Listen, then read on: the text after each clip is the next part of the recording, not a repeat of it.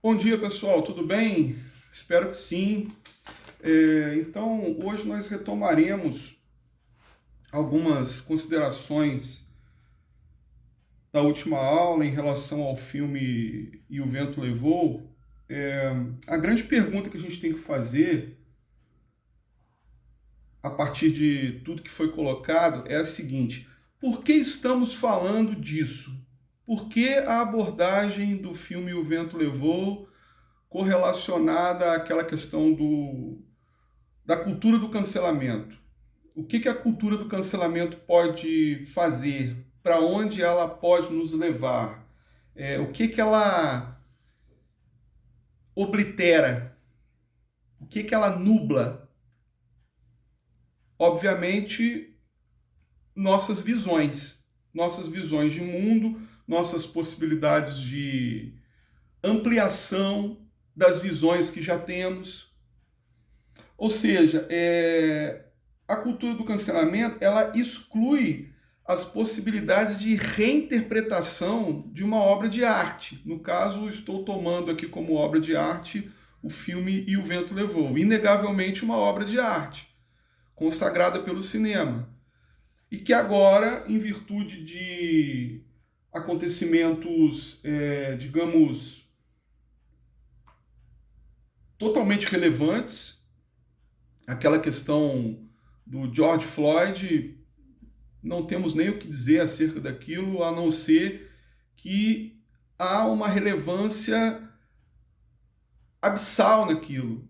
Ou seja, a sociedade ela tem realmente que se transformar, ela tem que mudar para melhor, essa coisa do racismo, enfim, como que isso ainda existe no mundo, vai continuar existindo, infelizmente. Os Estados Unidos da América é um país muito complexo nesse sentido. Já que a gente está falando de cinema, tem muitos outros filmes que abordam a questão de forma a elucidar ainda mais o tema. Tem aquele filme que ganhou o Oscar recentemente, é o Green Book. É um filme muito interessante nesse sentido. Eu aconselho, quem ainda não assistiu, por favor, veja. Vale muito a reflexão. Então a ideia é essa, olha o que eu acabei de dizer, vale a reflexão. Então, quando a gente assiste a um filme, quando a gente toma contato com uma obra de arte, em toda a sua potencialidade reflexiva, ocorre uma abertura de mundos. Então, quando a gente cancela uma obra de arte, essa abertura de mundos ela também é cancelada. Então, volto a dizer, por que estamos falando disso?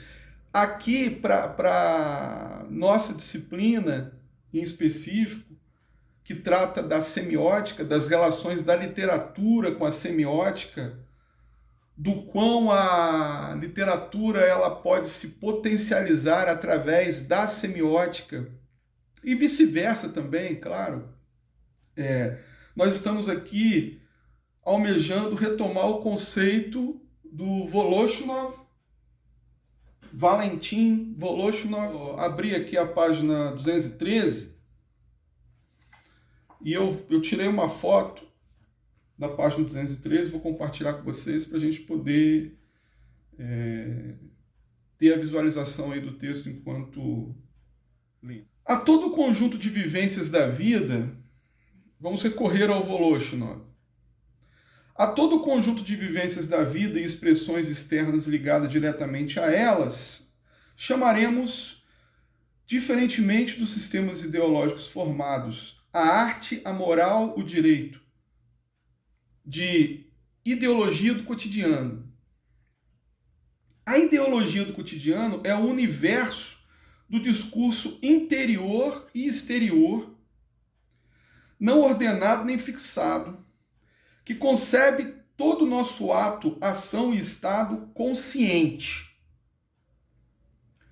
Considerando o caráter sociológico da estrutura da expressão e da vivência, podemos dizer que a ideologia do cotidiano, no nosso entender, corresponde em geral àquilo que na literatura marxista é denominado como psicologia social.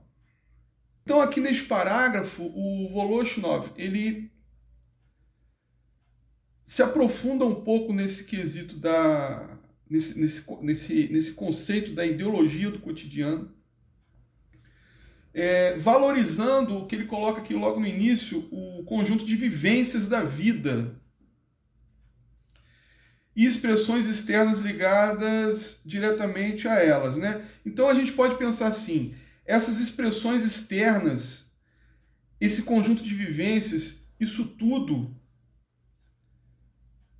é um conhecimento formado a partir das nossas experiências. E que isso forma um arcabouço que nos ajuda a compreender o mundo à nossa volta, e no caso aqui, do que estamos a tratar, em especial, da própria noção de obra de arte. E ele abre mão aqui, ele não está valorizando a questão da psicologia. Não é bem um elemento psicológico que está sendo colocado em voga aqui. Não é isso. Ele está querendo se ater às questões sociológicas. Então, quando a gente pensa nessa coisa das questões sociológicas, a gente pode logo associar a isso a noção de coletividade e inter-relações humanas. Olha que interessante. Então, a gente não pode abrir mão também da vivência que temos, da convivência que temos com os nossos pares, e isso se torna algo definidor, incisivo, para que possamos construir toda essa ideologia do cotidiano. Quando a gente fala de ideologia, essa ideologia, ela é algo individual, mas ao mesmo tempo é coletivo. Porque a ideologia, nós a assimilamos a partir de uma convivência coletiva. Eu posso dar N exemplos para vocês aqui, até em relação à nossa situação política atual, não é verdade? O Brasil, durante um certo tempo, ele viveu, um certo tempo recente, né? Ele viveu uma polarização absurda. Viveu não, ele ainda vive essa polarização, mas eu me refiro às últimas eleições, em que pareceu mesmo uma guerra, cada lado com a sua ideologia, cada coletividade com a sua ideologia, influenciando individualmente os seres na formação de suas próprias ideologias. Mas existe essa correlação entre a ideologia individual com a coletiva. A que forma a individual é a coletiva. O ruim é quando a gente, individualmente, a gente não reflete sobre aquilo que assimilamos. Aí a gente se torna vaquinha de presépio. Estamos ali apenas para, né, observar com aquela cara de passividade e concordar. Enfim, a questão não é essa. A cultura do cancelamento, ela contribui para isso. É o que a gente tratou na aula passada. Então, continuando. Os sistemas ideológicos formados, agora que vem uma questão relevante aqui. Os sistemas ideológicos formados, a moral social, a ciência, a arte e a religião, se cristalizam a partir da ideologia do cotidiano e, por sua vez, exercem sobre ela uma forte influência inversa e costumam dar o tom a essa ideologia do cotidiano. É o que eu acabei de falar para vocês aqui agora, essa influência inversa, né, no sentido de moldar mentes, direcionar reflexões, enfim. Todavia, ao mesmo tempo, esses produtos ideológicos formados preservam constantemente a mais viva ligação orgânica com a ideologia do cotidiano, nutrem-se da sua seiva e fora dela estão mortos. Assim como estão mortas uma obra literária finalizada ou uma ideia cognitiva fora da sua percepção avaliativa viva. Então, o que ele quer dizer aqui? Uma obra literária finalizada. O que é uma obra literária finalizada? É aquela que o escritor acabou de produzir e lançou? Não. Uma obra literária finalizada é aquela que não pressupõe mais reflexões acerca dela. Porque uma obra literária, ela nunca pode estar finalizada. Ela sempre tem que se posicionar amplamente aberta. É aquela questão da obra aberta do Humberto Eco. A gente poder realizar as nossas interações com ela ali. Voltando ao exemplo de ontem, se o filme E o Vento Levou for cancelado e ninguém mais assistir, se o filme E o Vento Levou virar uma espécie de obra não grata no circuito cinematográfico mundial, ele estará finalizado, porque ninguém mais tomará contato com ele. Ninguém mais refletirá a partir dele. Então isso representará a morte do filme E o Vento Levou. Continuando, no entanto, uma obra ideológica existe apenas para essa percepção que se realiza na linguagem da ideologia do cotidiano. A ideologia do cotidiano insere a obra em uma dada situação social. A obra passa a ser ligada a todo o conteúdo da consciência e é percebida apenas no contexto dessa consciência atual.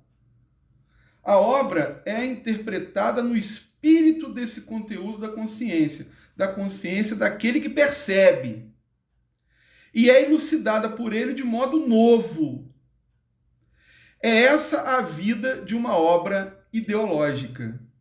Em cada época de sua existência histórica, a obra deve interagir estreitamente com a ideologia do cotidiano em transformação, preencher-se por ela e nutrir-se de sua seiva nova. Olha que bonito. Então, é basicamente o que eu tenho tentado demonstrar para vocês aqui acerca das leituras de Voloshinov que estamos a fazer, né? A ideologia do cotidiano, ela oferece, então, uma nova perspectiva para a interpretação dos signos. E essa ideologia do cotidiano, ela não pode abrir mão da coletividade, do social, evidentemente que não, mas ela também se fortalece no individual, nas impressões individuais do observador. Então a ideologia do cotidiano, ela funciona como uma espécie de ferramenta para tornar mais efusiva toda e qualquer interpretação que se possa fazer dos signos ao nosso redor. Sejam eles artísticos ou não. Como estamos a falar de literatura e outros sistemas semióticos, a literatura, um objeto artístico por si só, em correlação, em consonância com esses outros objetos, vamos chamar assim, semióticos, proporcionando uma interação, proporcionando uma inter-relação com eles, o que isso acarreta? No que isso acarreta? Justamente na transgressão, no alargamento de algo que estamos já assimilando e que vai se tornar ainda mais efusivo, ainda mais rico. Ou não. As pessoas também podem observar determinada obra e questionar a sua noção de importância.